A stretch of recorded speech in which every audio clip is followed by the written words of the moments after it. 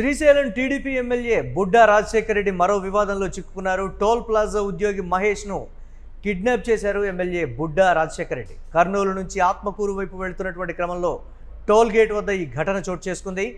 ముందున్నటువంటి వాహనం యజమాని టోల్ ఛార్జీని చెల్లిస్తూ ఉండడంతో వెనుక ఎమ్మెల్యే వాహనం ఆగింది. టోల్ ప్లాజా సిబ్బందిపై ఆగ్రహం వ్యక్తం చేశారు ఎమ్మెల్యే.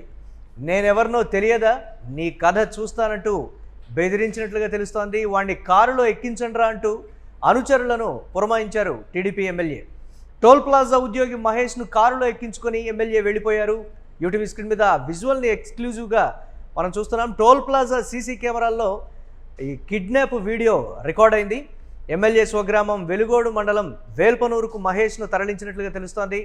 వెంటనే వేల్పనూరు వెళ్లారు మహేష్ తల్లిదండ్రులు, గ్రామ పెద్దలు, టోల్ ప్లాజా ఉద్యోగులు. ఈ నేపథ్యంలో ఆందోళన చేయడంతో మహేష్ను ఎమ్మెల్యే అనుచరులు వదిలిపెట్టినట్లుగా తెలుస్తోంది.